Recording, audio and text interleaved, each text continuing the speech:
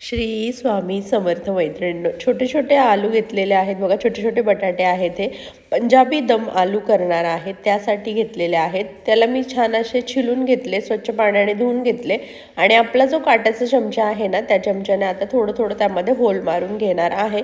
का तर ते आपल्याला फ्राय करायचे आहे, तर मग थोडं आतपर्यंत तेल जाऊन छान असे फ्राय व्हायला हवेत. म्हणून मस्त असं तेल कढईमध्ये तापलं, त्यामध्ये आता ते बटाटे टाकलेले आहेत आणि छान असे ते एकदम खरपूस होऊपर्यंत आपल्याला भाजायचे आहेत, एकदम तळून घ्यायचे आहेत. आणि तळल्याच्या नंतर बघा, जिरे घेतले, एक 4 विलायची घेतल्यात हिरव्यावाल्या, एक काळी विलायची आणि थोडंसं आहे ना आपला दालचिनीचा तुकडा घेतलेला आहे.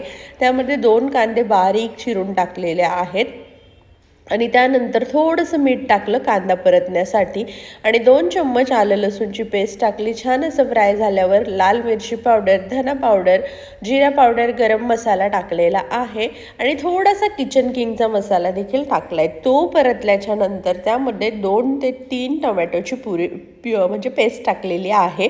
छोटे होते म्हणून मी 3 टाकले, मोठा असेल तर 1 किंवा 2च टाकले तरीही चालतील. आणि भाजीला कलर बघा, म्हणजे ग्रेव्हीला कलर किती छान आलाय, मसाल्याला एकदम छान तर्री वगैरे कसं सुंदर दिसतंय. त्यामध्ये आता हे तळलेले बटाटे टाकलेले आहेत, छान असं मसाल्यामध्ये फ्राय करून घ्यायचेत, जे की आपण ह्याला टोचा मारल्यात ना तर तो मसाला आतपर्यंत जाईल ना म्हणून. आणि गरम पाणी टाकायचं आहे बरं का, बिलकुल गार पाणी टाकू नका. हवंय तेवढं तुम्हाला ग्रेव्ही कशी बनवायची आहे त्यानुसार पाणी टाका. एकदम मला तर थिकच बनवायची आहे, पातळ बनवणार नाही आहे, त्यामुळे गरम पाणी टाकलं आणि छान अशी उकळी येऊ दिली, थोडंसं पाणी आटू दिलं. बटाटा पण बघा एकदम मस्त आपला शिजलेला आहे. आणि तुम्हाला सांगते, ह्यामध्ये आता मी टाकणार आहे थोडंसं बटर टाकणार आहे. छान कलरही आला आहे आपला मिरची पावडरमुळे, एकदम मस्त झालेली आहे. परफेक्ट हॉटेलसारखी लागते ही पंजाबी दम आलूची भाजी, एकदम छान अशी. बटर मेल्ट झाल्याच्या नंतर थोडीशी फ्रेश क्रीम आहे ती टाकून घेणार आहे. फ्रेश क्रीम असेल तर टाका, नाहीतर सरळ आपली साठवलेली साय असते तिला फेटून घ्यायची आणि ती टाकायची. आणि त्यानंतर कस्तुरी मेथी टाकणार आहे थोडीशी आणि भरपूर सारी कोथिंबीर टाकायची आहे. कोथिंबीर टाकून थोडंसं मिक्स करून घ्यायचं आहे. त्यानंतर भाजीचा लूक बघा काय येणार आहे, एक नंबर असा. आणि मस्त त्यासोबत केलेले गरमागरम असे फुलके केलेले भात होता.